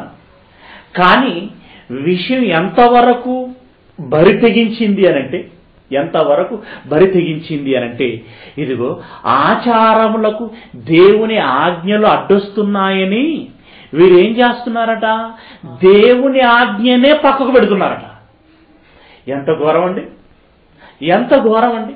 ఇంతకంటే భయంకరమైనటువంటి దుశ్చర్య మరొకటి ఉంటుందా? చూడండి, కింద వచ్చిన వాళ్ళు ఏమంటున్నాడు? మీరు మీ పారంపర్య ఆచారమును గైకొనుటకు దేవుని ఆజ్ఞను బొత్తిగా నిరాకరించెదరు. మీ ఆచారమును గైకొనుటకు దేవుని ఆజ్ఞను బొత్తిగా నిరాకరించెదరు. దేవుని ఆజ్ఞను బొత్తిగా నిరాకరించెదరు. బొత్తిగా అంటే ఇంకేమైనా ఉందా అందులో? అసలు బైబుల్ అనేటువంటి దాన్నే పక్కకు పెట్టేశారట. దేవుని మాట అంటే గౌరవం లేదు, దేవుని మాట అంటే విలువ లేదు, దేవుని మాటకు లోబడటము లేదు, దేవుని మాటను పరిగణలోనికి తీసుకోవటమే లేదు. అయ్యగారు చెప్పిండా లేదా? అంతే. ఆ డాసెస్ నుండి ఏ ఆజ్ఞ వచ్చిందో, ఏ రూలు, ఏ కండిషన్ వచ్చిందో అదే మనం అవలంబించాలంతే. పెద్దయ్య గారు ఏది చెప్పాడో మనకు అదే శరస్త్రానం, అంతే, అదే అమలు చేయాలి. అంటే ఈ వ్యక్తికి ఇచ్చినంత ప్రాధాన్యత దేవునికి ఇచ్చేటువంటి పరిస్థితుల్లో నేటి క్రైస్తవుడు లేడు. అంటే వ్యక్తి కంటే హీనమా దేవుడు? వ్యక్తి కంటే హీనమా అండి? లేదా ఈ వ్యక్తి దేవుని కంటే గొప్పనా? ప్రియులారా, ప్రభు సూటిగా చెప్పేశాడండి. వారు వారి ఆచారములను గైకొనటానికి అవసరమైతే దేవుని ఆజ్ఞనే బొత్తిగా నిరాకరించెదరు. బొత్తిగా అంటే కంప్లీట్గా. అసలు దేవుని మాట అనేటువంటి దానికే ఊసు లేదు, ఏమండి? దానికి చోటు లేదు. ప్రియులారా, మరి ఈ రొట్టె ద్రాక్షారసమును తీసుకునేటప్పుడు నేటి జనాలు ఎలా తీసుకుంటున్నారో మీరు ఒకసారి బాగా ఆలోచించండి. ఎంతమందికి దాని విలువ అర్థమై తీసుకుంటున్నారో మీరు బాగా ఆలోచించండి. నిజంగా వాడికి ఆ విషయం అర్థమవుతే రొట్టెలో పంచదార తక్కువైందని అంటాడండి. దాని విలువ అర్థమైతే పలచనైపోయింది, చక్కెర తక్కువైపోయింది అని అంటాడా? అనడండి. దాని విలువ అర్థం కాలేదు కనుకనే ఇది ద్రాక్షారసము, ఇది రొట్టె అని అంటున్నాడు. అసలు అర్థమైనటువంటి వాడు రొట్టెను రొట్టె అనొచ్చా? ద్రాక్షారసాన్ని ద్రాక్షారసం అని అనొచ్చా? అనకూడదండి. ఏమని అనాలి అంటున్నాడు? ఇప్పుడు చదవండి మళ్ళీ మత్తయి సువార్త 26వ అధ్యాయం 26వ వచనంలో నుండి. వారు భోజనము చేయుచుండగా యేసు ఒక రొట్టెను పట్టుకొని దానిని ఆశీర్వదించి విరిచి తన శిష్యులకిచ్చి మీరు దీనిని తీసుకుని తినుడి, ఇది నా శరీరము. అంటే ఇప్పుడు ఏమంటున్నాడు? రొట్టెను రొట్టె అని అనుకోకండి మీరు. ఇప్పుడు ఇది నా శరీరము. ఎందుకు రొట్టెను చూపించి శరీరం అని ఎందుకు అంటున్నాడు? అంటే రొట్టె కదా, రొట్టె కదా. రొట్టెను చూపించి శరీరం అని ఎందుకు అనుకోమంటున్నాడు అని అంటే, ఒక రొట్టె ఎలా తయారవుతుందో మీరు ఆలోచించాలి. ఒక రొట్టె తయారు కావటానికి ముందు ఏమేమి జరుగుతుంది అంటే, కొన్ని గింజలను తీసుకెళ్లి మరలో పోస్తామండి. మరలో పోసినప్పుడు ఆ గింజలు ఏమవుతాయి? అవునా, నలగొట్టబడి అదంతా క్రష్ అయిపోయి పిండిగా మారిపోతుంది. అంటే ఒక గింజ ఏమైపోతున్నదండి? క్రష్ అయిపోతున్నది, పిండిగా చేయబడుతుంది. ఆ పిండిగా చేయబడినటువంటి దాంట్లో కొంత నీరు పోసి, ఏమంటే మీరు అప్పుడప్పుడు తందూరు రొట్టె కానీ ఆ రొట్టె కానీ ఈ రొట్టె కానీ చేసేటప్పుడు ఆ చెఫ్ ఉంటాడు కదా, దాన్ని ఎలా కొడతా ఉంటాడండి? ఆ పిండిని అది మంచిగా సాగటానికి దాన్ని ఏం చేస్తూ ఉంటాడు? మన బట్టలను గనక ఇలా బండకేసి ఇలా గుద్దినట్టుగా ఆ పిండిని ఏం చేస్తూ ఉంటాడు? ఇటు మలుస్తూ ఉంటాడు, అటు మలుస్తూ ఉంటాడు, ఇట్లా గుద్దుతూ ఉంటాడు, అట్లా గుద్దుతూ ఉంటాడు. కొద్దిసేపు యాస్ట్ వచ్చి పక్కకు పోయి అటు పోయి వచ్చి మళ్ళీ వచ్చి గుద్దుతూ ఉంటాడు. అవునా, తర్వాత చివరంకంలో ఒక ముద్ద తీసుకొని ఆ బండ మీద పెట్టి, అవునా, అది ఆ కోల తీసుకొని దాన్ని ఏం చేస్తూ ఉంటాడండి? ప్రెస్ చేసి బాగా ఇలా రుద్దితే అప్పుడు కానీ రొట్టె. రుద్దటతోటే కాలేదండి, మళ్ళీ దాని పెనం మీద కాలవాలి, అప్పటి కానీ అది రొట్టె అవ్వదు. అంటే పిల్లరా, ఒక రొట్టె తయారవ్వటానికి ముందు ఎన్నెన్ని అంచెలలో ఎన్నెన్ని రకాలుగా అది నలగొట్టబడుతున్నదో, ఇదిగో నా దేహం మీకోసం అలా నలగొట్టబడింది. అంటే ఇప్పుడు ఈ రొట్టెని చూడగానే మీకు ఏం జ్ఞాపకం రావాలి? నలగొట్టబడిన నా దేహం జ్ఞాపకం రావాలి. అలా నా రొట్టెను మీరు, అంటే నా దేహమును మీరు తీసుకోవాలి. రొట్టె అంటే ఇక జాగ్రత్తగా ఆలోచించండి. ఒక బాడీని ఇలా రోడ్డు మీద పడుకోబెట్టి దాని నుంచి రోడ్డు రోలర్ తీసుకుపోయామనుకోండి, ఆ బాడీ మీద ఉండి రోడ్డు రోలర్ తీసుకుపోయామనుకోండి, రొట్టె అంటే మీకు అదైతే బాగా అర్థమవుతుంది. ఆ బాడీ కాస్త ఇప్పుడు ఏమవుతుంది? రోడ్డు రోలర్ వెళ్ళిన తర్వాత రొట్టె అవుతుందండి, సరిగ్గా రొట్టె అవుతుంది. అంటే ఇప్పుడు యేసు దేహం ఎలా నలగొట్టిందనమాట? ఒక రోడ్డు రోలర్ మీద వెళితే ఎలా ఉంటుందో అలా యేసు దేహము నలగొట్టబడింది అని అర్థం చేసుకోవాలి. ఇది నా శరీరము అంటే యేసు దేహము నా కోసం ఇలా నలగొట్టబడింది అనేటువంటి ఆలోచనతో నీవు ఆ రొట్టెను తీసుకోవాలి. అవును, ఆ రొట్టెను తీసుకోవాలి. ఆ తర్వాత ఏమన్నా చూడండి, ఆయన ఆ గిన్నె పట్టుకొని కృతజ్ఞతాస్తుతులు చెల్లించి వారికి ఇచ్చి, దీనిలోనిది మీరందరూ త్రాగుడి, ఇది నా రక్తము అనగా పాప క్షమాపణ నిమిత్తము అనేకుల కొరకు చిందించబడిన నిబంధన రక్తము. దేని చూపించంటున్నాడు? ద్రాక్షారసాన్ని చూపించి ఇది నా నిబంధన రక్తము, ఇది నా రక్తము అని అంటున్నాడు. అంటే ద్రాక్షారసాన్ని చూపించే రక్తము అని ఎందుకు అంటున్నాడు? అక్కడ నీరు కూడా ఉంటుంది కదా, ఆహారం తినేటప్పుడు నీరును చూపించి ఇది నా రక్తము అని ఎందుకు చెప్పటం లేదు? నీరును చూపించి నా రక్తం అని చెప్పట్లేదు. పిల్లరా, నీటిని చూపించి చెప్పట్లేదు, ద్రాక్షారసాన్ని చూపించి ఇది నా రక్తము అని అంటున్నాడు. అంటే ఒక ద్రాక్షారసము అనేది ఎలా వస్తుంది అనేటువంటి విషయాన్ని మనం ఆలోచిస్తే, ఆ రోజుల్లోనండి ద్రాక్షపు తొట్టిలో పండ్లు వేసి ఓ నలుగురు దిగి ఆ పండ్లను తొక్కేవారండి. కాలు కింద పండు పడితే దాని పరిస్థితి ఎలాగుంటుందో ఒకసారి ఆలోచించండి. కాలు కింద పండు పడితే ఏమైపోతుందండి? అది చితికిపోతుంది. అవునా, అది చితికితే రసం వస్తుంది, దాన్నే మనము జ్యూస్ అంటున్నాం. అదే ఇప్పుడు మాడిఫై అయింది. ఎలా మాడిఫై అయింది?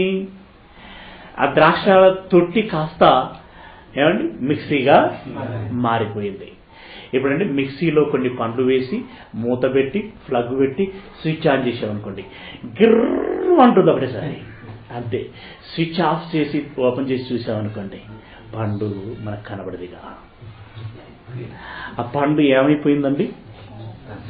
ప్రియులారా, రసముగా మారిపోయింది. రసంగా మారిందంటే ఇప్పుడు పండు ఏమైంది? నలిగిపోయింది. అంటే ఇప్పుడు యేసు దేహం అండి ఆ దెబ్బలకి నలిగిపోయి ఆ రసం అంటే ఆ రక్తం అలా కారింది. అవును. అంటే ఇప్పుడు ఈ ద్రాక్ష రసమును చూడగానే నీకేమని జ్ఞాపకం రావాలి? యేసు దేహము ఇలా నలిగిపోయి రక్తము వచ్చింది అని నీ జ్ఞాపకం రావాలి.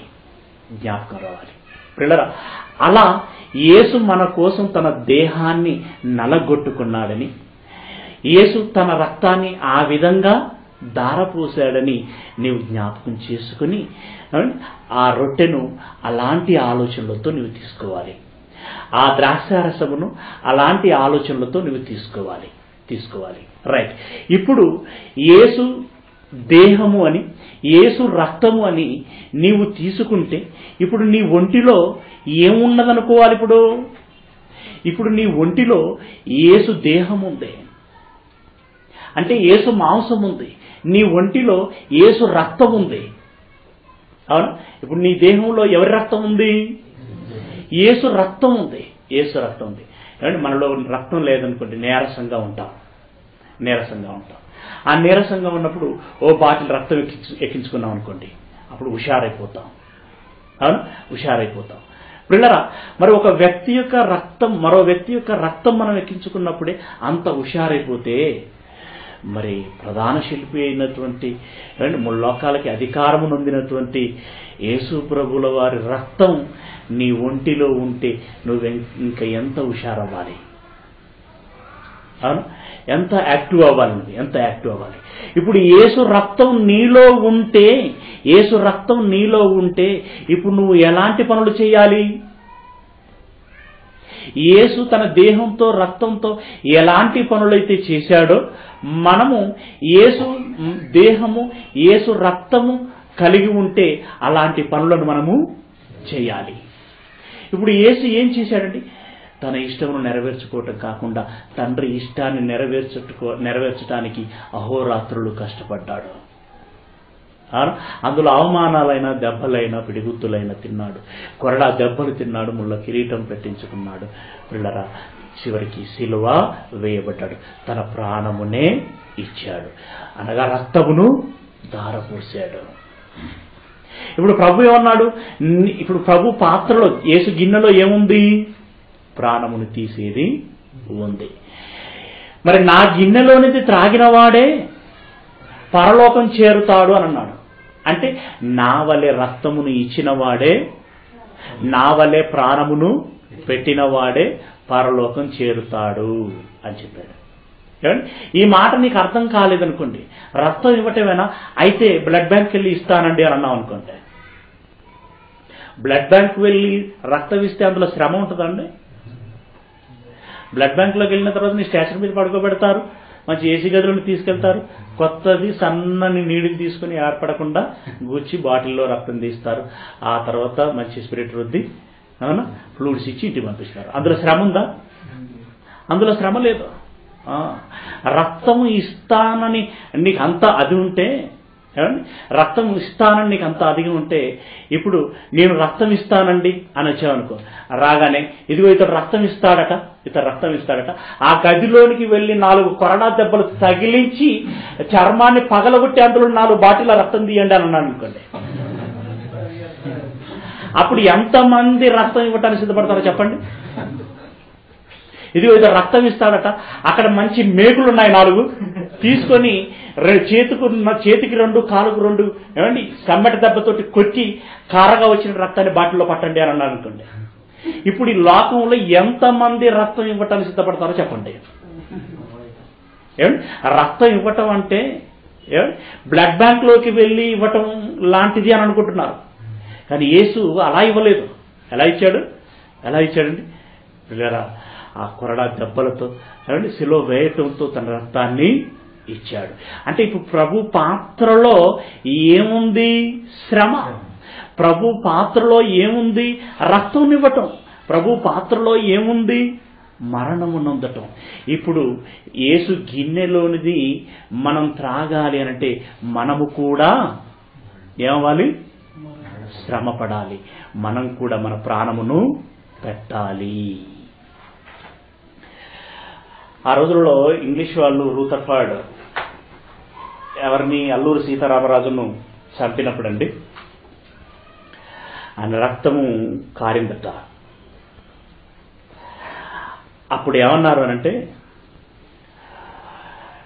సీతారామరాజు నుండి కారిన ఒక్కొక్క రక్తపు బొట్టులో ఒక్కొక్క సీతారామరాజు పుట్టుకొస్తాడు అని అన్నారు. ఆ విషయంలో ఒక్కొక్క రక్తపు బొట్టులో ఒక్కొక్క సీతారామరాజు పుట్టుకొస్తాడు.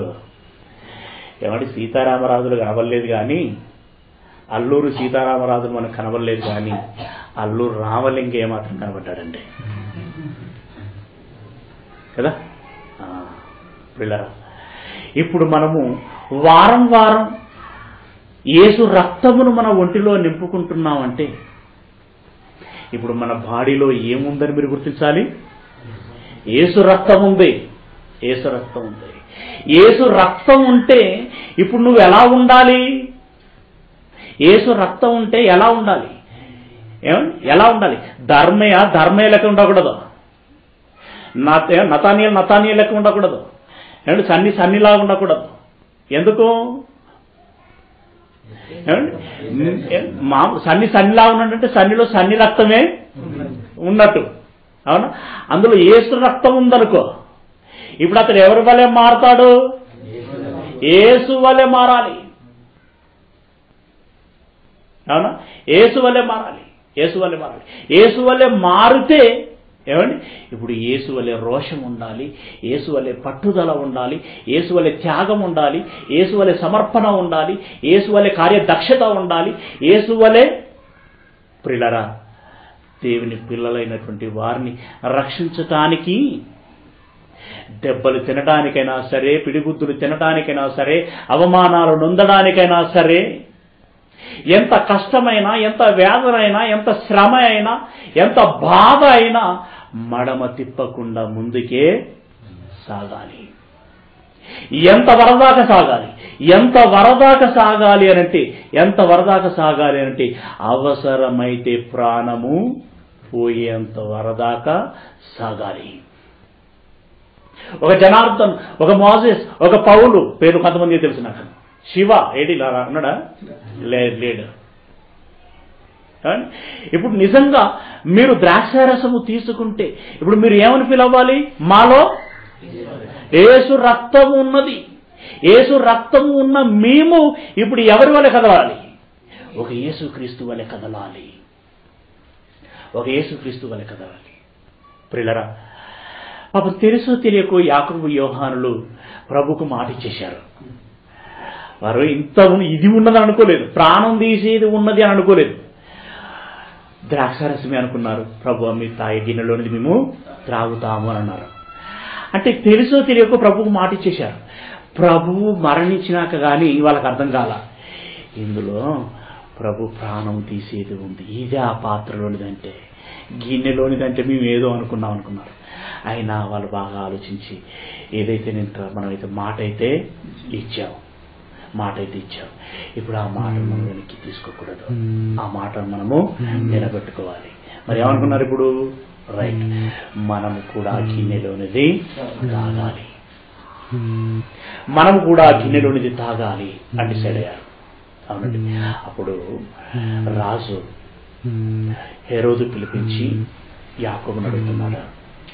ఎందుకంటే వీళ్ళ కాంప్లైంట్ మేరకి, ఎవరు యూదుల కాంప్లైంట్ మేరకి ఇప్పుడు యాకోబును అడుగుతున్నాడు. ఏదో కాంప్లైంట్ వచ్చేసింది, మీ మీద యాక్షన్ తీసుకోబడుతుంది. ఇప్పుడు యేసు పేరు చెప్పినా, యేసు మాటలు చెప్పినా మరణశిక్ష పడుతుంది. ఇప్పటికైనా మీకు ఒక అవకాశం ఇస్తున్నాను. యేసెవరో మాకు తెలియదని చెప్పండి, మిమ్మల్ని విడిచిపెడతాం. యేసెవరో మాకు తెలియదని చెప్పండి, మిమ్మల్ని విడిచిపెడతాం. లేదంటే ఇప్పుడే ఇక్కడే మీకు మరణశిక్ష పడుతుంది అన్నారు. అప్పుడు యాకోబు బాగా ఆలోచించాడండి, బాగా ఆలోచించాడు. పరలోకం ఏంటో మనకు తెలుసు. పరలోకం కావాలని మన అమ్మతో మనం అడిగించాం. ఆ పరలోకం మనం చేరాలి. పరలోకం చేరాలంటే ఈ గిన్నెలోనిది తాగాలి, ఈ గిన్నెలోని త్రాగాలి. గిన్నెలోని త్రాగడం అంటే శ్రమ పడటం, ప్రాణాన్ని ఇవ్వటం. వీడు ప్రాణాన్ని తీస్తానంటున్నాడు. ఈ ప్రాణం వీడు తీసినా పోయేదే, రేపొద్దున మామూలుగానైనా పోయేదే. పోయేది ఎలాగూ పోతుంది. అదేదో ఇలా పోగొట్టుకుంటే మనకు పరలోకము దక్కుతుంది, అదేదో ఇలా పోగొట్టుకుంటే మనకు పరలోకం దక్కుతుంది అని ఆలోచించినటువంటి ఆయన, యేసు మాకు బాగా తెలుసు అన్నాడు. యేసు మాకు బాగా తెలుసు, యేసు నామమున మాత్రమే రక్షణ ఉంది, భూమి కింద మరెవడి నామములో రక్షణ లేదా. యేసు నామమున మాత్రమే రక్షణ ఉంది. ఇప్పటికైనా మీరు ఆ విషయాన్ని గ్రహించి యేసు పేరట మీరు బ్యాప్టిజం తీసుకుంటే మీరు రక్షించబడతారు అని అనగానే ఎయ్యరవాణ్ణి అని అన్నారు. ఎయ్యరవాణ్ణి అని అన్నారు. కత్తి తీసుకున్నారండి, మెడపై వేశారు. తలో వైపు ముండెం వైపు పడిపోయింది. పిల్లల, ఒక కోడి మెడ నుండి తల తీసేసినప్పుడు అది ఎలా గిజగిజ కొట్టుకుంటుందండి, ఎంత విలవిలలాడిపోతుందండి అంటే కారి గోళ్లతో నేలను రక్కుతూ, ఆ రెప్పలతో కొడుతూ ఉంటే దుమ్ము రేగుతూ, మెడ నుండి రక్తం కారుతూ, అక్కడ ఉన్నటువంటి ఆ నేలంత వాతావరణం బీభత్సంగా మారిపోతుంది. ఆ దృశ్యమును చూస్తే మన హృదయం హృదయకరంగా ఉంటుంది. అది చూడలేకనే గంప కింద కమ్ముతాం. గంప కింద కమ్మినా సరే అది అది కొట్టుకునేటువంటి ఆ కొట్టుకునుడుకు గంప గందరగోళంగా మారిపోతుంది. గంప కిందంతా గందరగోళంగా మారిపోతుందండి. పిల్లరా, మరి అలాగే యాకోబు గారి మెడ మీద నుండి తల తీసేయటం జరిగింది కదండి.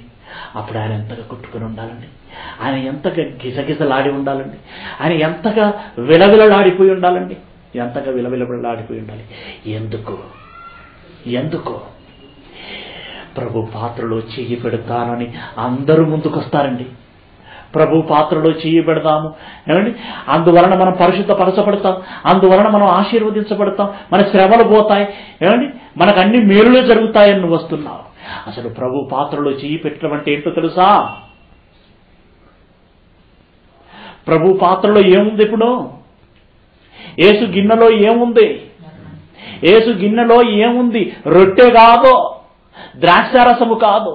యేసు గిన్నెలో శ్రమ ఉంది, యేసు గిన్నెలో మరణం ఉంది. త్రాగలవా? నువ్వు త్రాగలవా? తాగే ధైర్యం నీకుందా? తాగే దమ్ము నీకుందా?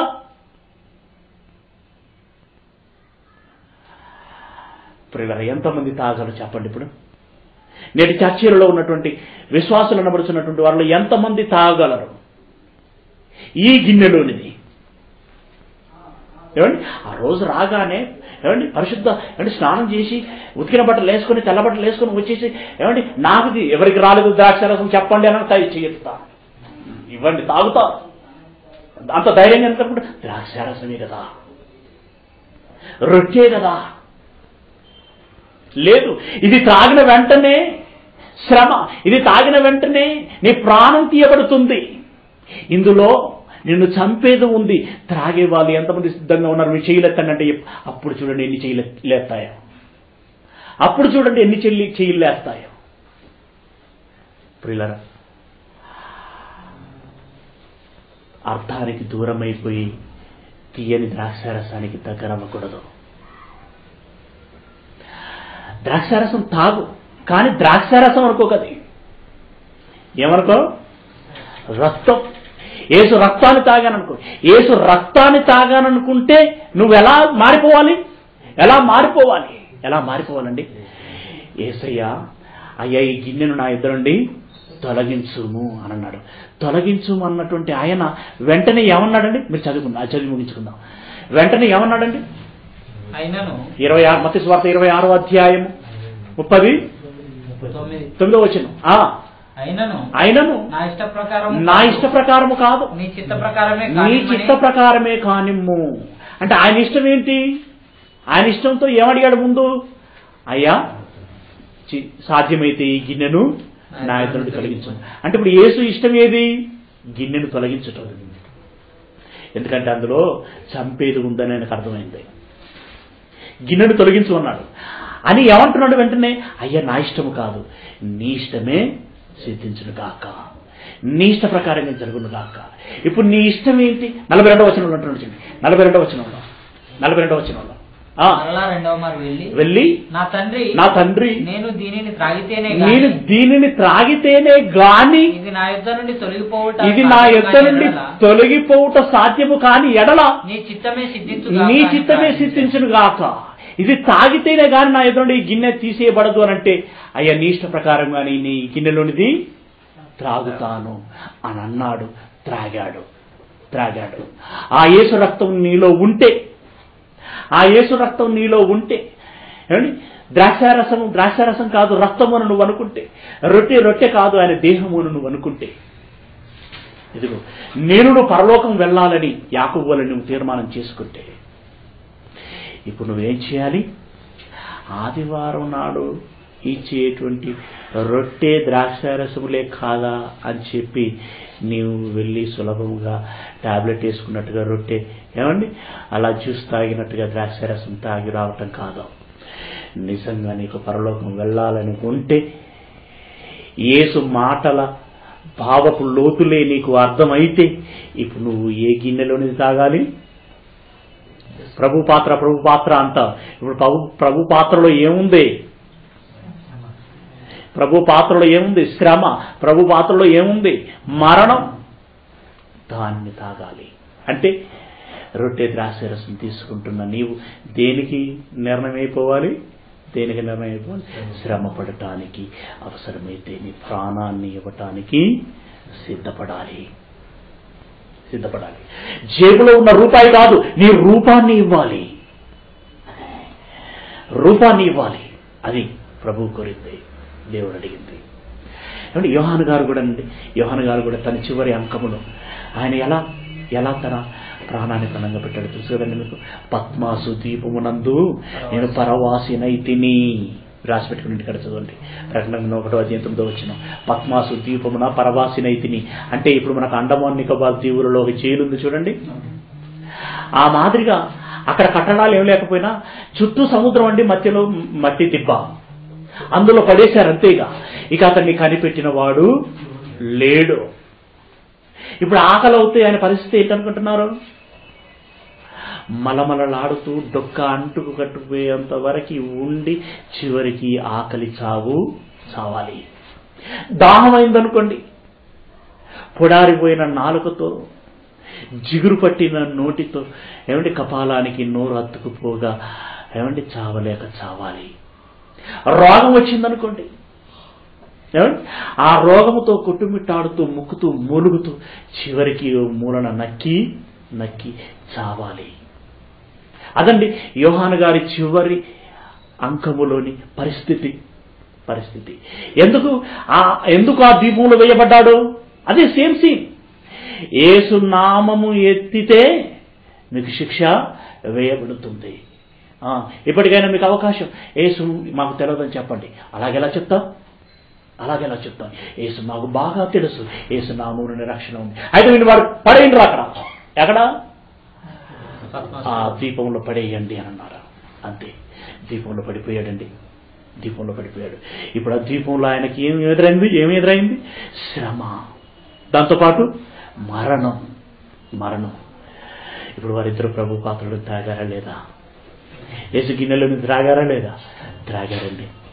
అలా ఒక పేతురు తాగాడు, అలా ఒక పౌలు తాగాడు, అలా ఒక స్టెఫెను తాగాడు. మరి మనము తాగితేనే మనకు పరలోకం. రొట్టె ద్రాక్షారసమే కదా అని వారం వెళ్ళి రొట్టెను ద్రాక్షారసాన్ని తీసుకుంటే మనం పరలోకము వెళ్ళం.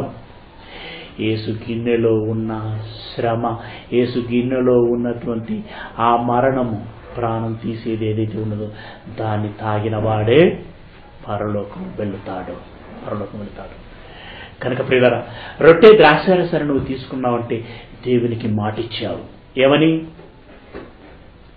నేను కూడా శ్రమ పడతాను, నేను కూడా నా ప్రాణాన్ని పెడతానని మాట ఇచ్చిన నీవు దాన్ని నిలబెట్టుకో, దేవుడిచ్చేటువంటి దేవలోకానికి చేరుకో. ప్రార్థన చేసుకుందాం.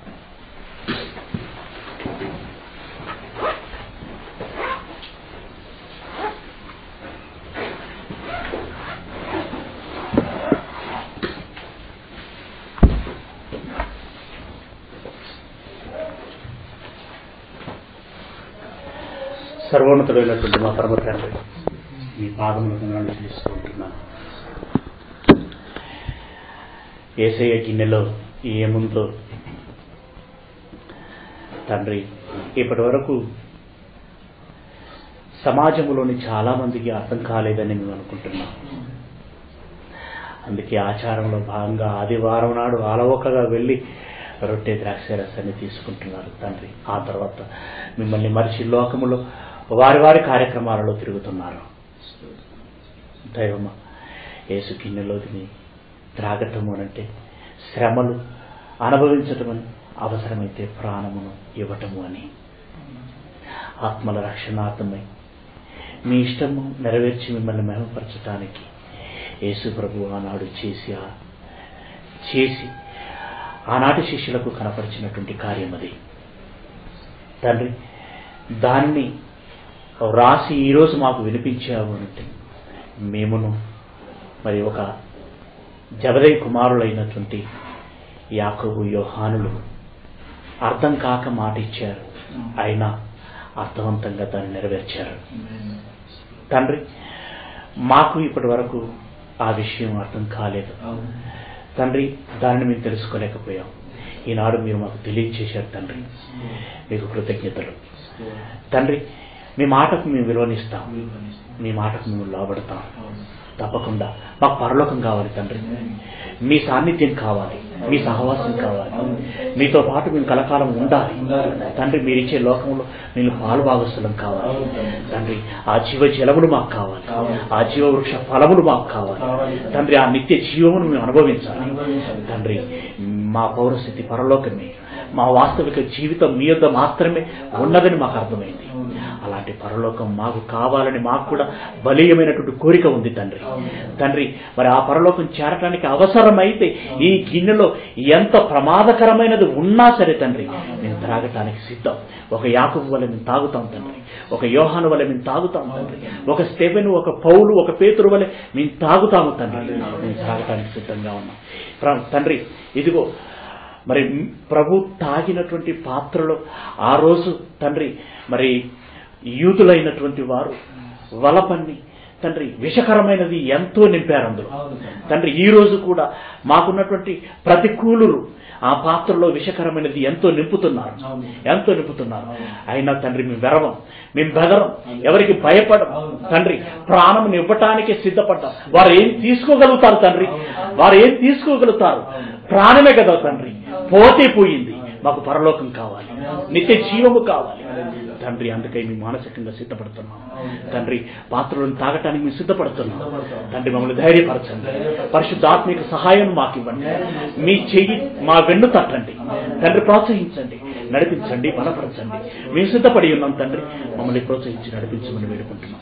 ఇదిగో మీ సన్నిధిలో మీ పిల్లలు ఉన్నారు, ముఖ్యంగా యవనస్తులు ఉన్నారు, మంచి ప్రాయములో ఉన్నారు తండ్రి. తలుచుకుంటే ఏదైనా చేయగలిగేటువంటి తెగువ కలిగినటువంటి వారు మీ పిల్లలు తండ్రి. ఇప్పటికే మీ మాటలు విన్నారు, మీ మాటల్లోని సారమును అర్థం చేసుకున్నారు, ఆ సారము బలాన్ని కలిగి ఉన్నారు తండ్రి. వెనకకు తిరుగుతారని నేను అనుకోవట్లేదు తండ్రి. ఇంకా ఇంకా మీ మాటల బలమును, మీ మాటల సారమును వారు ఇంకా పొందుకొని తండ్రి, బలీయమైనటువంటి ఆహారమును ఇంకా భుజించి, వాక్యములో ఉన్నటువంటి శక్తి కలిగినటువంటి ఆహారాన్ని వారు భుజించి తండ్రి బలపడి, దైవమా ఇదిగో దయ్యాన్ని ఓడించటానికి, ఆత్మలను రక్షించటానికి, మిమ్మల్ని మహిమపరచటానికి, పరలోకము చేరటానికి తండ్రి వారు మానసికంగా సిద్ధపడి, ఇదిగో ఈ రాత్రి నుండే వారు మరి వారికి వారుగా వారిని వారే అంకితం చేసుకుని త్యాగానికైతేనేమి, సమర్పణకైతేనేమి సిద్ధపడి తండ్రి, చదివైనా, చేసే ఉద్యోగమైనా, చేసుకున్న వివాహమైనా, కన్న పిల్లలైనా, జీవించే జీవితమే మీకోసం అంకితం చేయగలిగేటువంటి మంచి మనస్సులను వారికి ప్రసాదించమని వేడుకుంటున్నాను. అందుకై వారి కుటుంబ సభ్యులు కూడా వారిని అర్థం చేసుకునేలాగున వారికి మంచి మనస్సును మీరు ప్రసాదించండి తండ్రి. భావయుక్తమైనటువంటి మనసును వారికి ప్రసాదించమని వేడుకుంటున్నాను తండ్రి. మీ దయగల హస్తమును చాచి వారిని చూసి దీవించి ఆశీర్వదించండి. అలాంటి మనసు కలిగినటువంటి వారిపై మీ స్థలమైనటువంటి చూపుని ఎల్లప్పుడూ ఉంచండి తండ్రి. దేవదూతల యొక్క కాపుదల మీరు అనుగ్రహించమని వేడుకుంటున్నాను తండ్రి. మీ పిల్లలను మీ చేతికి అప్పగిస్తున్నాను తండ్రి. ఉంటున్నటువంటి వారికి వెలుచున్నటువంటి నాకును సదా తోడయ్యుండుమని మా రక్షకుడు మా ప్రభువునైనటువంటి క్రీస్తు యేసు శ్రేష్టమైన నామమున ప్రార్థించి వేడుకుంటున్నాం పరమ తండ్రి. మనందరి తండ్రి అయినటువంటి దేవుని ప్రేమ, మనందరి ప్రభు అయినటువంటి యేసుక్రీస్తు వారి యొక్క కృపారక్షణ, పరిశుద్ధాత్మ యొక్క అన్యోన్య సహవాసము సహాయము చేరి వచ్చిన మనందరికీ ఈ గృహానికి ప్రభు పాత్రలు నిధి త్రాగి పరలోకమునకు చేరాలని ఆశ కలిగిన ప్రతి వారికి సదాకాలం తోడయుండునుగాక. అందరికీ